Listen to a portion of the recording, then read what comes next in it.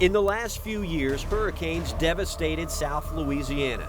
Now we take a close look at the work to restore and return to normal.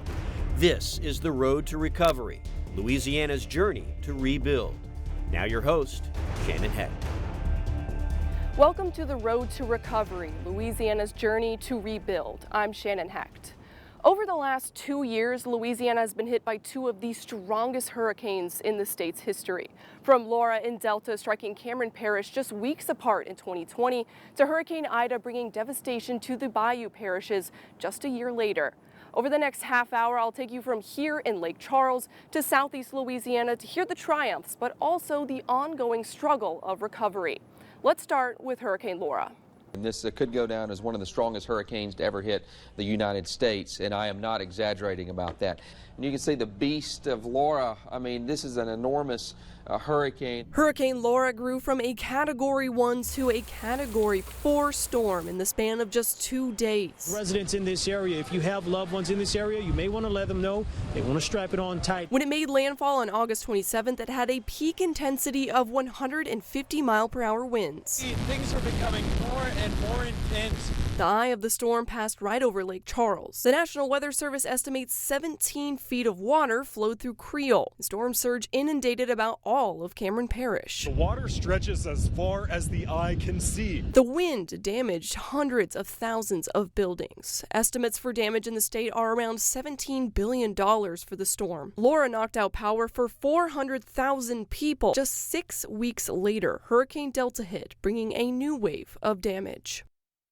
It was just widespread damage. 2 years after Hurricane Laura rode through Lake Charles, there are still signs of her force all around. But the city is beginning to blossom again. A lot of people forget that she was one of the most powerful storms to hit this country since we started recording data 150 years ago. That was enough to be quite a punch in the gut. What followed over the next 9 months were 3 additional federally declared natural disasters. Thousands evacuated for Laura and again weeks later for Hurricane Delta. Over 10,000 people were displaced and about 4,000 have not yet returned 2 years later. That's due to the housing situation. Many of the rental homes and apartments in the low to mid price range were destroyed because they were older structures. But stronger houses are being rebuilt, all without federal help. About 90 to 95% of the housing that was available pre-Laura will be back online at the end of this calendar year. Lake Charles Mayor Nick Hunter says the city's economy is nearing what it was before the pandemic. But workers need affordable housing and nationwide contractor shortages aren't helping. The Lake Charles Chamber of Commerce says that many people are waiting for insurance payouts. Well, there's still at least 2,000 homes or businesses that are in litigation with insurance companies. Federal aid is finally starting to roll through southwest Louisiana after incredible delays in the congressional appropriation. Nick Hunter and his team took to the national media to put the heat on Congress. Now Hunter is more optimistic that the money is there to bring Lake Charles back. For us to be where we are today, we still have strides to make. There's a lot of blue tarps out there. There's a lot of homes that literally haven't been touched since Hurricane Laura. But there's an equitable and commensurate federal response, finally. We can say that now. While they don't believe what happened in 2020 will be a yearly occurrence, projects like Just Imagine Southwest LA are building with resilience in mind. I had never evacuated until I was an adult. And so the fact that now evacuating is a normal part of life every few years, and in our case in 2020 twice, we have got to pay attention to these. One business has made a full recovery, and in the months it was closed, it served as a place for people to get a hot meal while the city cleared away the damage. Nina Pease is a Lake Charles favorite. When Laura hit, the ceiling opened up and let in several inches of water. Otherwise, the building fared pretty well after being fixed up after a major fire just years before. It was just crazy, and we all really struggled with it, but we had recently rebuilt it. So So luckily it was a new building and it fared really well compared to everything else. Within a couple days of the storm, locals contacted Paulina asking if they could use the kitchen to cook hot meals and empty out their freezer. They were feeding like hundreds and hundreds of people here every day. Now the business is swinging with busy lunch hours and Cajun food dancing around the room. They hear stories of people going home to make more repairs and fight with insurance companies. People are still suffering immensely. Like my personal home's still not rebuilt. Like we are still doing drywall, and which is nothing compared to so many. Seeing the city rebuilt is a comfort, a sign some people may come back. This is a great city. It is a great community. And, you know, sure, we have had natural disasters. We may have more. But how we recovered was something that, to me, was nothing short of inspiring. Nikki and her family resolutely stand together in the belief that Lake Charles is a special place. From hot meals together at a table to picking each other up when they are down and always being ready to rebuild if a storm comes calling. After the break, we'll travel here to southeast Louisiana to the coasts of Terrebonne and Lafourche parishes, where Hurricane Ida made landfall almost exactly 1 year after Hurricane Laura.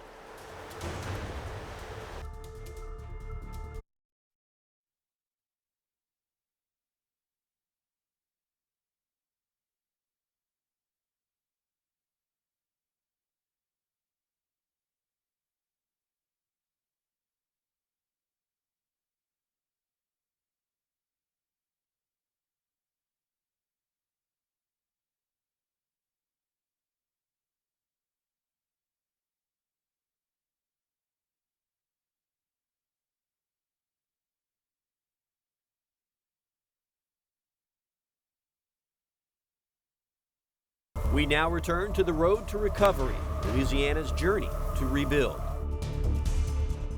In southeast Louisiana, Hurricane Ida slammed into Port Fourchon and traveled up the bayou communities. Now, a year later, there is still hefty amounts of recovery still going on.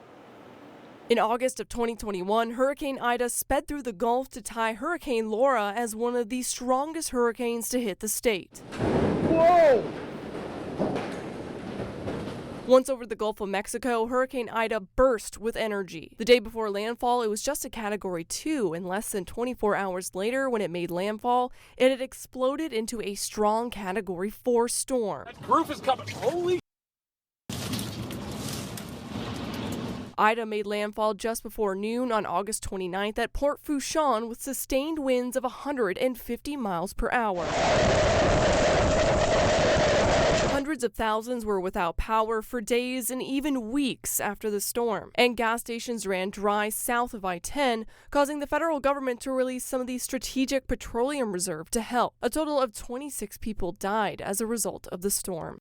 I spoke with one family just outside of Houma where they are living in this trailer a year after the storm, and they say a big delay of why they haven't been able to get back into their house and rebuild just yet is delay of payments from their insurance company. Down the stairs, it was coming down like Niagara Falls. Courtney Bro, her husband, and 3 kids rode out the storm in their house in Houma. Water filled the house after parts of the roof blew off. And while she says they'll never stay for a storm again, the real pain came in the months after. It took us almost a full 2 months to get the camper. So we were actually living in a saturated, fallen down house. We slept on air mattresses in one room. After sending reports to the insurance company, it took weeks to get someone on the phone. They fought with adjusters to see the full damage of the house, and promised checks were long delayed. It was just every time it was promises after promises, and the ball kept getting dropped.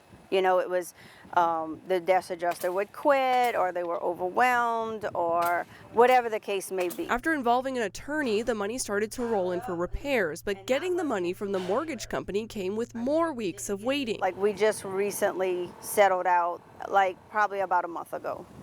Right, and it's been almost a year since the storm. And it's almost a year from the storm. A major challenge is getting contractors who are approved to do the work when contractors are in short supply nationwide. You take 2 steps forward and then kind of like 4 steps back. You know, you think you doing something good, you get some money, and you're like, oh, finally we got this, and you cross that hurdle. and then there's another hurdle. It's a similar issue down the bayou where some of Louisiana's state-recognized tribes live. So it's a question not so much of how you remove all rules, regulations, and protections, because that's problematic in and of itself. It's a question of how you remove the barriers to access that certain populations have. The tribes have lived along the marshes of Louisiana for hundreds of years, but as it erodes, it makes their way of living more difficult. Lots of our people are traditional harvesters. You know, they shrimp, they crab, they fish. You know, others work in lots of other different fields. I mean, you know, so we've evolved, but we're still a very traditional community. Chief Cherelle lost her home in the storm. I knew when he came back, he couldn't talk. I knew it was gone.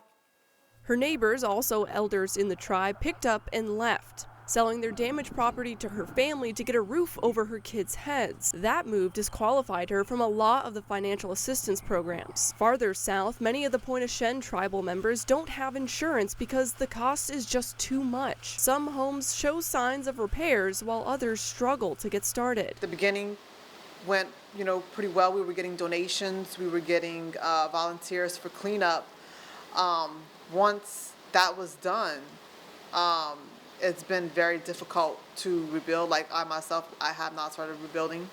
My house still sits the way that it did a year ago. Both the tribes and those who live in southern Terrebonne and Lafourche fear the day when they could be forced to move farther inland. Part of our tribe's plan, our community's plan, is to absolutely protect and preserve, you know, what we have left in our community, not just for us, but for all living beings. We are not here alone.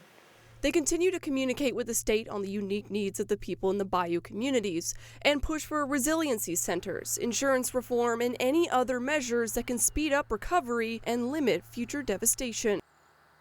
Here on the shores of Grand Isle, the road to recovery is still long. There are many houses that look like they have not even been touched since Hurricane Ida came through. But speaking with the mayor, he says one of the biggest priorities is focusing on the coastal restorations in order to better protect this frontline island. If another major hurricane cuts this island up, what's going to happen is probably have 8 to 10 feet of water in New Orleans or in St. Charles Parish. We just feel like sometimes we don't count. They think they want us to wash away. Mayor David Carmadel is doing everything he can to protect the community he's lived in for decades. Being a barrier island, they are no stranger to storms, but as the coast washes away, he's trying to do what he calls Cajun engineering to protect against the next storm. I'm just aggravated, you know, here hurricane season is. You're here today, and knowing that I got 12 gaps in the levee, and I got my own little bulldozer pushing, you know, dirt to try to save what we can on the beach.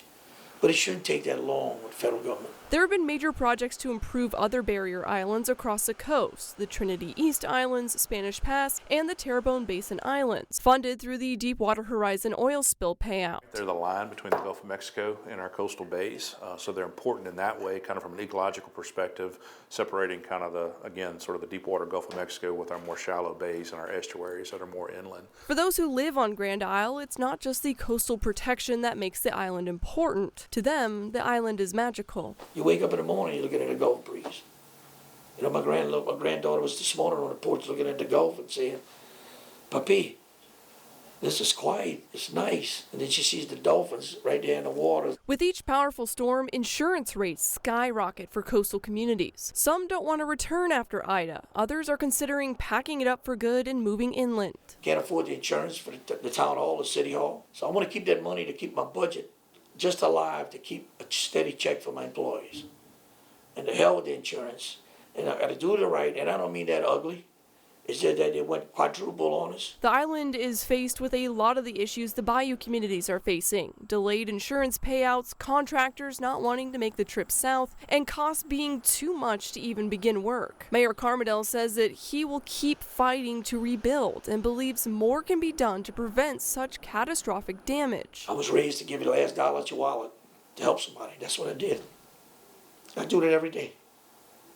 I feed people, whatever I got to do, you know, and I don't believe in cutting off no water, gas. It's just pay me later. And that's what I do, you know. But long as it's one grain of sand to plant the American flag, we're not going nowhere, so I can promise you that. And I appreciate everything everybody does. It's tough. And I think, you know, if I need to run higher up to wake up America, or wake up somebody to tell them that, you know, we belong to America and we need to protect the little towns. The mayor has made multiple trips to Washington, D.C. to share the island's story. Congressman Garrett Graves is fighting to help them. You can't just go out there and build protection after a storm happens. That's not helpful. You can't come in and charge people unaffordable insurance rates. That's not helpful. We've got to be more proactive and lean forward. A major issue after Hurricane Laura was the long delay in federal money. Graves says that process has to be faster. When it comes to coastal projects, he says the process is always slow and it takes convincing of the critical need. Louisiana is in a unique situation with how the Gulf and rivers impact the geography, and the coastal protections are being watched around the globe. You can't replace South Louisiana. And while we're experiencing some challenges with our coastal loss, with community sustainability, resilience in some cases, this is also an opportunity for us, because what's happening to our communities now is predicted to happen to coastal communities across the United States and around the world. Grand Isle is just the tip of the spear, as the congressman described it. The bottom line is we're on the front line. And if we don't protect this little island, that's more water, more energy coming in. But all the way up the bayous and into the big cities, climate change and powerful storms will continue to devastate, but they don't have to. The people of South Louisiana will keep rebuilding. After the break, I sit down with Governor John Bel Edwards to hear how he thinks these issues should be addressed.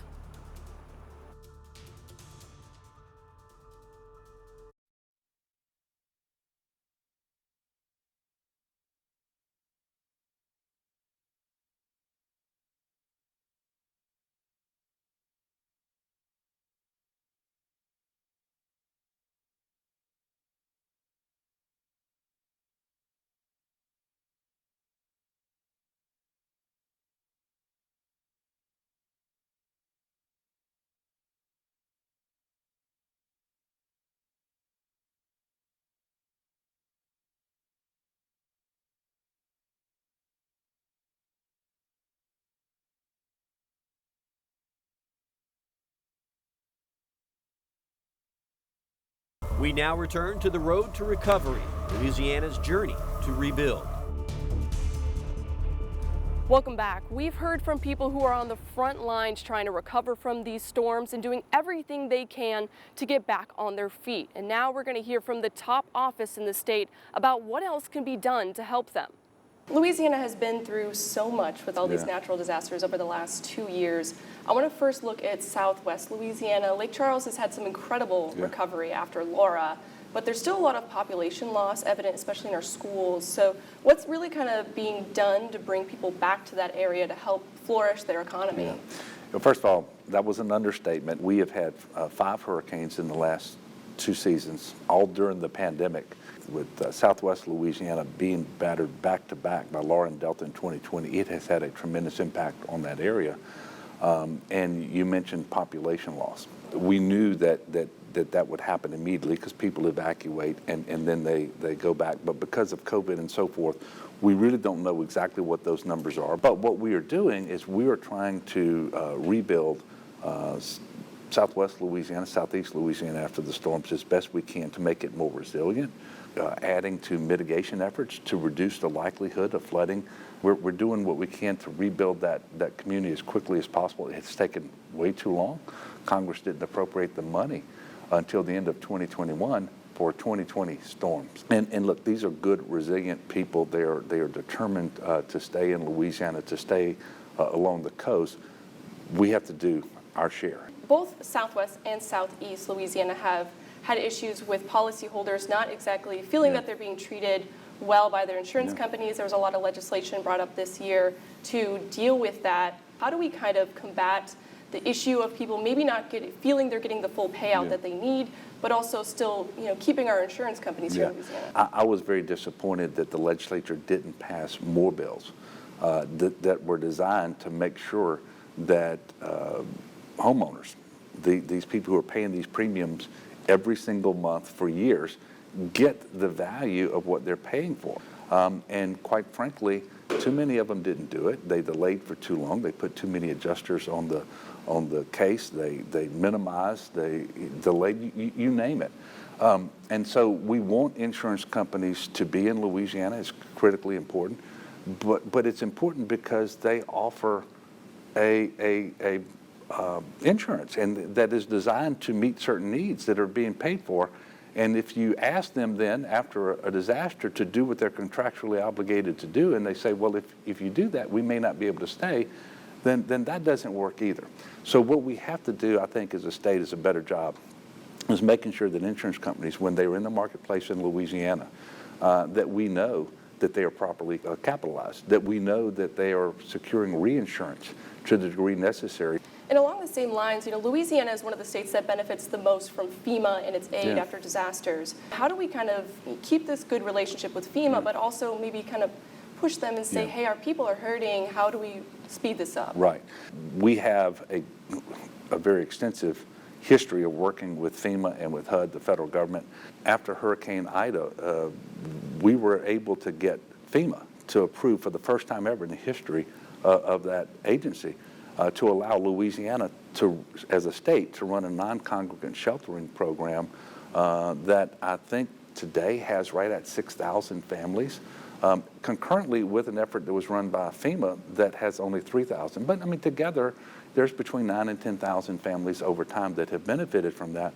But we were able to do that faster, and FEMA acknowledges that. And now they're looking to make that part of their normal program. And after Hurricane Ida, there was communication problems. AT&T was down immediately after the storm. First responders couldn't communicate. So while Terrebonne and Lafourche parishes were essentially closed off, there was a lot of miscommunication going on. What's kind of the biggest things that we learned from that situation after Ida, and what's been done to kind of remedy that for the future? Yeah, well, and look, there were communication problems, particularly with cell phones. It was particularly challenging because we had invested in FirstNet through AT&T, and they had, this was the first time that system was challenged in a robust way, and quite frankly, it didn't perform as well as it should have. What I can tell you is I've met with all sorts of people from AT&T starting about 2 days after Hurricane Ida hit, and up to today they have made tremendous investments in additional redundancy and making sure that they have a more resilient system. And I want to talk about coastal protections and coastal restoration. CPRA has already done a lot to restore marshes and the barrier islands, and Hurricane Ida really fed off of these marshes that had receded. So, and you're a big advocate for bringing awareness to climate change. And so do you believe that Louisiana could stay ahead of these changes and keep these barrier islands and everything there as our first line of defense? Yeah, first of all, we have to build marsh. If you don't have the marsh, then you just have open water, and that storm comes unabated much closer to the population centers. And the good news is we have a very robust program. It is financed better than it's ever been, $1.3 billion in the current fiscal year from the state to pursue about 140 projects. We've never had this much work in progress at any one time. Another $2.7 billion from the Corps of Engineers, by the way. So unprecedented investments. The projects that we had already completed held up very well. We had some problems with the ones that were under construction, and we had to go back and redo some work there. But we're very confident that the protection that we are adding through these investments is helping. Now, we had a few backwater levees that overtopped, but not a single levee failed, and that's the difference. Now, Ida was a horrible storm, and the wind damage was absolutely catastrophic, but the water damage was minimal because all of these investments paid off. And lastly, Governor, you still have a lot of work to do, but you're nearing towards the end of your administration. Yeah. The way that these storms were handled is going to be a major part of your legacy. Yeah. So just looking back, what's kind of the biggest things you learned and, the things you're most proud of, and what would you pass on to the next person to take your spot? Well, first of all, we do after-action reviews and after every storm, after every disaster, and they are good, hard, critical looks at what we could have done better.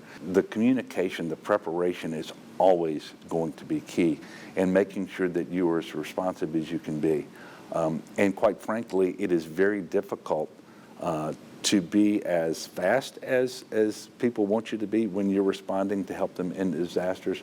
And while I feel like overall we've done a very good job of responding, the nature of the challenge has changed, and it's changed in a way that makes it more challenging, not less. Not just the severity. I want to remind people the two strongest storms, the two strongest hurricanes to ever hit our state, one of them came in 2020, the other in 2021. And so I hope people believe climate change is real. I think these events are going to continue to be more frequent and more severe, which is why we have to do more to be ready. But it's also true that these storms first appeared in the Caribbean as just waves, and you couldn't forecast where they were going to go, how strong they were going to be. And so they're at your doorstep by the time the National Weather Center and the Hurricanes Center tells you that's going to be a Category 3, that's going to be a Category 4. And so people have to be, not just government, people, homeowners, families, businesses, whatever, they have to be more ready than ever before.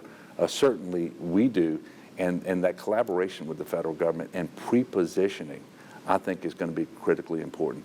But I hope the people of Louisiana understand that through GOSEP, our National Guard, all of our local partners, the parish presidents, the folks at the Offices of Emergency Preparedness in every parish, we have a very able group of individuals who are public servants, and they're well experienced now. Well, Governor, I really appreciate your time and your insight on all of this. Thank you so much. So what do all these stories mean? It means that Louisiana is still hurting from storms that are on the rear view, and there's always the potential of more storms on the horizon. A lot needs to be done, from changing the federal response procedures to passing legislation on the state level to help those most impacted, to simply not forgetting about those who are not yet back on their feet. Louisiana is 4 times more likely to be hit by a hurricane than Texas or Florida. Another storm will come, but they don't have to be as devastating during and after the clouds roll in. Keep Louisiana in your hearts and continue fighting for a better tomorrow. Thank you for watching The Road to Recovery, Louisiana's Journey to Rebuild.